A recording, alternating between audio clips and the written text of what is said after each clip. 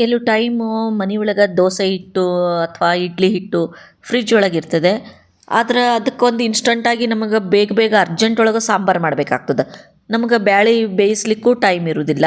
ಕೆಲವು ಟೈಮು ಅರ್ಜೆಂಟಾಗಿ ಗೆಸ್ಟ್ಗಳು ಬರ್ತಿರ್ತಾರೆ. ಅಂಥ ಟೈಮಿಗೆ ಮಾಡ್ಲಿಕ್ಕೆ ನಾನು ಒಂದು ಇನ್ಸ್ಟಂಟ್ ಸಾಂಬಾರು ಹೇಗೆ ಮಾಡೋದು ಹೇಳ್ಕೊಡ್ತೀನಿ. 10 ನಿಮಿಷದೊಳಗೆ ಈ ಹೋಟೆಲ್ ಥರ ಸಾಂಬಾರನ್ನು ನೀವು ರೆಡಿ ಮಾಡಬಹುದು. ಹರೇ ಶ್ರೀನಿವಾಸ, ರೇಖಾಸ್ ವೆಜ್ ಫ್ಯೂಷನ್ಗೆ ತಮಗೆಲ್ಲರಿಗೂ ಸ್ವಾಗತ. ಈ ದೊಡ್ಡ ದೊಡ್ಡ ಹೋಟೆಲ್ ಮತ್ತು ರೆಸ್ಟೋರೆಂಟ್ ಒಳಗೆ, ಆಮೇಲೆ ಈ ದರ್ಶಿನಿ ಒಳಗೆ ಸಿಗೋ ಸಾಂಬಾರನ್ನು ನಾವು ಸರಳವಾಗಿ ಇನ್ಸ್ಟಂಟಾಗಿ ಮನ್ಯಾಗ ಮಾಡೋಣ. ಈ ಇನ್ಸ್ಟಂಟ್ ಸಾಂಬಾರಕ್ಕೆ ಒಂದು ನಾವು ಮಸಾಲೆ ರೆಡಿ ಮಾಡ್ಕೊಳ್ಳೋಣ. ಈ ಮಸಾಲಿನ ನೀವು ಒಂದಿನ ಮೊದಲೇ ಮಾಡಿ ನೀವು ಫ್ರಿಜ್ ಒಳಗೆ ಇಡಬಹುದು. ಈ ಸಾಂಬಾರನ್ನು ಒಂದು 6ರಿಂದ 7 ಜನ ಆರಾಮವಾಗಿ ಸೇವಿಸ್ಬೋದು. ಆ ಅಳತೆದ್ದೇ ನಾನು ನಿಮ್ಗೆ ಹೇಳಲಿಕ್ಕತ್ತೀನಿ. ಒಂದು ಟೊಮೆಟೊ ತೊಗೊಂಡಿನಿ, ಅದನ್ನು ಪೀಸ್ ಮಾಡಿ ಮಿಕ್ಸರ್ ಜಾರ್ ಒಳಗೆ ಹಾಕ್ಕೊಳ್ರಿ. ಒಂದು ಪಾವು ಕಪ್ಪಿನಿಂದ ಅರ್ಧ ಕಪ್ಪದು ಅಷ್ಟು ಈ ಫ್ರೆಶ್ ಕೊಬ್ಬರಿ ಇರ್ತದಲ್ಲ, ಈ ಕೊಬ್ಬರಿನ ತೆಳ್ಳಗೆ ಹೆಚ್ಕೊಂಡು ತೊಗೊಂಡಿನಿ ನಾನು. ನೀವು ಬೇಕಾದ್ರೆ ತುರ್ದಿರೋ ಕೊಬ್ಬರಿ ಇದ್ರೆ ಅದನ್ನು ಹಾಕ್ಕೊಳ್ರಿ. ಇದಕ್ಕೆ 2 ಸಣ್ಣ ಸಣ್ಣದು ಹುಣಸೆ ಹಣ್ಣಿಂದ ಎಲೆ ಹಾಕ್ಲಿಕ್ಕತ್ತೀನಿ. ನೀವು ನಿಮಗೆ ಎಷ್ಟು ಹುಳಿ ಬೇಕೋ ಅದ್ರ ಪ್ರಕಾರ ನೀವು ಹೆಚ್ಚು ಕಡಿಮೆ ಹಾಕ್ಕೊಳ್ರಿ. ಇದಕ್ಕೆ 1ರಿಂದ 2 ಟೇಬಲ್ ಸ್ಪೂನ್ ಇದು ಹೋಮ್ ಮೇಡ್ ಸಾಂಬಾರ್ ಪೌಡ್ರ್ ಅದ. ಈ ಸಾಂಬಾರ್ ಪೌಡರ್ದು ನಾ ರೆಸಿಪಿನ ಕೆಳಗೆ ಡಿಸ್ಕ್ರಿಪ್ಷನ್ ಬಾಕ್ಸ್ ಒಳಗೆ ಲಿಂಕ್ ಶೇರ್ ಮಾಡ್ತೀನಿ. ನೀವು ಒಂದ್ಸರ್ತಿ ಮಾಡಿ ನೋಡ್ರಿ. 1-2 ಟೀ ಸ್ಪೂನ್ ಕೆಂಪು ಖಾರದ ಪುಡಿ, ಬ್ಯಾಡಗಿ ಖಾರದ ಪುಡಿ ಅದ ಇದು. ನೀವು ಖಾರ ಎಷ್ಟು ಬೇಕೋ ಅಷ್ಟು ಹಾಕ್ಕೊಳ್ರಿ. ಆಮೇಲೆ ಇನ್ನು ಬೇಕಾದ್ರೆ ನಾವು ಮುಂದೆ ಖಾರ ಮಸಾಲೆ ಎಲ್ಲನ ಹಾಕ್ಕೋಬಹುದು. ನಾನು ಇಲ್ಲಿ 1-2 ಚಮಚ ಬೆಲ್ಲದ ಪುಡಿ ಹಾಕ್ಕೊಳ್ಲಿಕತ್ತೀನಿ. ನೀವು ಬೇಕಾದ್ರೆ ಸಕ್ಕರೆ ಹಾಕ್ಕೊಳ್ರಿ. ಈ ಹುಳಿ ಎಷ್ಟದ ಅದನ್ನು ನೋಡಿ ನೀವು ಈ ಬೆಲ್ಲನ ಹೆಚ್ಚು ಕಡಿಮೆ ಮಾಡ್ಕೊಳ್ರಿ. ಸ್ವಲ್ಪ ಈ ಸಾಂಬಾರು ಸಿಹಿ ಹುಳಿ ಹುಳಿ ಆಗಿದ್ರೆ ಟೇಸ್ಟ್ ಇರ್ತದೆ. ಈ ಸಾಂಬಾರಲ್ಲಿ ನಾವು ಯಾವುದು ಬೇಯಿಸಿರೋ ಬೇಳೆಗಳನ್ನು ಯೂಸ್ ಮಾಡ್ಲಿಕತ್ತಿಲ್ಲ. ಅದಕ್ಕೆ ಸಾಂಬಾರು ಗಟ್ಟಿ ಆಗಲಿಕ್ಕೆ, ಒಂಥರದ್ದು ಥಿಕ್ನೆಸ್ ಬರಲಿಕ್ಕೆ ಈ ಪುಟಾಣಿ ಕಾಳುಗಳನ್ನು ಹಾಕ್ಲಿಕತ್ತೀನಿ.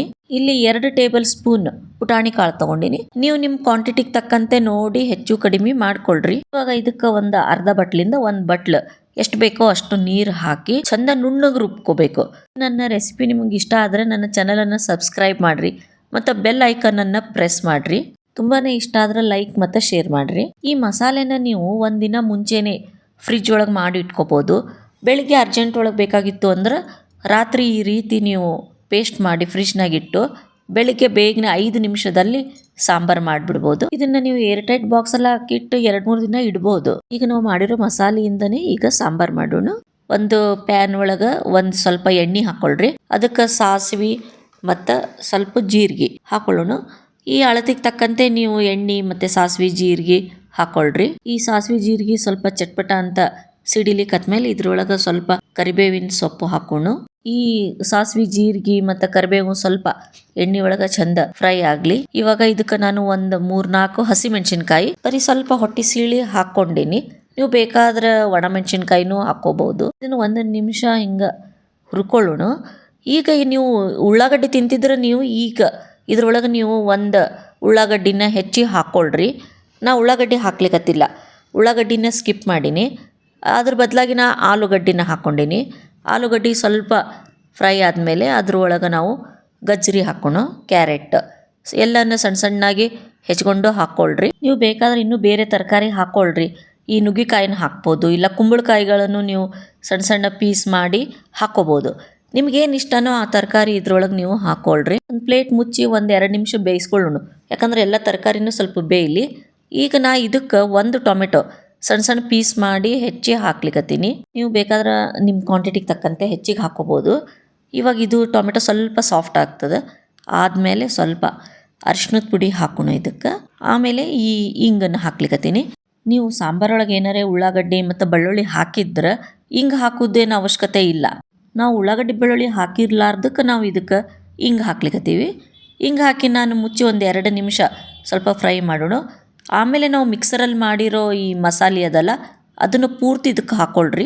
ಮಿಕ್ಸರ್ ಜಾರ್ ಒಳಗೆ ನಾನು ಮತ್ತೆ ಒಂದು ಅರ್ಧ ಕಪ್ ನೀರು ಹಾಕಿ ಎಲ್ಲವನ್ನು ಈ ಸಾಂಬಾರೊಳಗೆ ಹಾಕ್ಲಿಕ್ಕತ್ತೀನಿ. ನೋಡ್ರಿ, ಇದಕ್ಕೆ ನೀವು ನೋಡಿಕೊಂಡು ನೀರನ್ನು ಹಾಕೋಬೇಕಾಗ್ತದೆ. ಇವಾಗ ಇದು ಇನ್ನೂ ಸ್ವಲ್ಪ ನಂಗೆ ಗಟ್ಟಿ ಕಾಣಿಸ್ಲಿಕ್ಕತ್ತದ, ಯಾಕಂದ್ರೆ ಇನ್ನೂ ಇದು ಕುದ್ದಿಲ್ಲ. ಕುದ್ಮೇಲೆ ಇನ್ನೂ ಬಹಳ ಗಟ್ಟಿ ಆಗ್ತದೆ. ಅದಕ್ಕೆ ನಾನು ಇದಕ್ಕೆ ಇನ್ನೂ ಚಲೋ 1 ಕಪ್ಪಿನಷ್ಟು ನೀರು ಹಾಕ್ಲಿಕ್ಕತ್ತೀನಿ. ಈಗ ನಿಮ್ಗೆ ಬೇಳೆ ಹಾಕಿ ಸಾಂಬಾರು ಮಾಡಬೇಕಾಗಿದ್ರೆ ಆ ರೆಸಿಪಿನೂ ನಾನು ಡಿಸ್ಕ್ರಿಪ್ಷನ್ ಬಾಕ್ಸ್ ಒಳಗೆ ಲಿಂಕ್ ಶೇರ್ ಮಾಡ್ತೀನಿ. ಅದನ್ನು ಮಾಡಿರಿ, ಬಹಳ ಟೇಸ್ಟಿಯಾಗಿರ್ತದೆ. ಇವಾಗ ಇದಕ್ಕೆ ಸ್ವಲ್ಪ ಜಾಸ್ತಿ ನೀರು ಹಾಕಬೇಕಾಗ್ತದೆ, ಯಾಕಂದ್ರೆ ಬಹಳ ತೆಳುವಾಗಿರ್ಬೇಕಿದು. ಕುದ್ದ ಮೇಲೆ ಗಟ್ಟಿ ಆಗ್ತದೆ. ಇದಕ್ಕೆ ನಿಮಗೆ ಏನಾದರೂ ಇವಾಗ ಮಸಾಲೆ ಕಡಿಮೆ ಅನಿಸಿದ್ರೆ ಸ್ವಲ್ಪ ಮಸಾಲೆ ಖಾರ ಹುಳಿ ಕಡಿಮೆ ಅನಿಸಿದ್ರೆ ಸ್ವಲ್ಪ ಹುಣಸೆ ಹಣ್ಣಿನ ರಸ ಹಾಕ್ರಿ. ಸ್ವೀಟ್ ಕಡಿಮೆ ಅನಿಸಿದ್ರೆ ಸ್ವಲ್ಪ ಬೆಲ್ಲನ ಹಾಕ್ಕೊಳ್ರಿ. ಆಮೇಲೆ ರುಚಿಗೆ ಎಷ್ಟು ಬೇಕೋ ಅಷ್ಟು ಉಪ್ಪು ಹಾಕ್ಕೋಬೇಕು. ಇವಾಗನೇ ನೀವು ನಿಮಗೆ ಯಾವ ರೀತಿ ಟೇಸ್ಟ್ ಬೇಕು ಆ ಪ್ರಕಾರ ಇವಾಗ ನೀವು ಅಡ್ಜಸ್ಟ್ ಮಾಡ್ಕೋಬಹುದು. ಇವಾಗ ಚಲೋ ಒಂದು ಕುದಿಲಿಕ್ಕೆ ಸ್ಟಾರ್ಟ್ ಆಗಲಿ. ಮುಚ್ಚಿ ನಾನು ಇದನ್ನು ಒಂದು 2 ನಿಮಿಷ ಕುದಿಸ್ತೀನಿ. ಅಂದರೆ ಎಲ್ಲ ಮಸಾಲೆ ವಾಸನೆ ಅದ್ರೊಳಗೆ ಚಲೋ ಸೇರ್ಕೋತದ. ನೋಡಿರಿ ಇವಾಗ ಎಷ್ಟು ಪರ್ಫೆಕ್ಟ್ ಕನ್ಸಿಸ್ಟೆನ್ಸಿ ಆಗ್ಯದ. ಇದೇ ರೀತಿ ಇರಬೇಕು. ಇವಾಗ ನಾವು ಇದಕ್ಕೆ ಸ್ವಲ್ಪ ಈ ತುರಿದಿರೋ ಹಸಿ ಕೊಬ್ಬರಿ ಇರ್ತದಲ್ಲ, ಈ ಫ್ರೆಶ್ ಕೋಕೋನಟ್ ಅದು ಹಾಕೋಣ. ಆಮೇಲೆ ಸ್ವಲ್ಪ ಕೊತ್ತಂಬರಿ ಸೊಪ್ಪು ಹಾಕೋಣ. ಹಸಿ ಕೊಬ್ಬರಿ ಹಾಕಿದ ಮೇಲೆ ಯಾವಾಗಲೂ 1 ನಿಮಿಷ ಕುದಿಸ್ರಿ. ಅಂದರೆ ನಮ್ಮ ಸಾಂಬಾರು ಬೇಗ ಕೆಡುವುದಿಲ್ಲ. ಹಸಿ ಕೊಬ್ಬರಿ ಹಾಕಿ ಹಾಗೆ ಬಿಟ್ಬಿಟ್ರೆ ಭಾಳ ಲಘುನೇ ಕೆಟ್ಟು ಹೋಗ್ತದೆ. ಬೇಳೆ ಹಾಕದೇನೆ ಮಾಡಿರೋ ಇನ್ಸ್ಟಂಟ್ ಸಾಂಬಾರು ರೆಡಿ ಆಗ್ಯದ. ನಿಮ್ಗೆ ಸಾಫ್ಟ್ ಇಡ್ಲಿ ರೆಸಿಪಿ ಬೇಕಾಗಿದ್ದರೆ ಅದನ್ನು ಕೂಡ ನಾನು ಕೆಳಗೆ ಲಿಂಕ್ ಶೇರ್ ಮಾಡ್ತೀನಿ. ಒಂದು ಸರ್ತಿ ಮಾಡಿ ನೋಡಿರಿ. Thank you.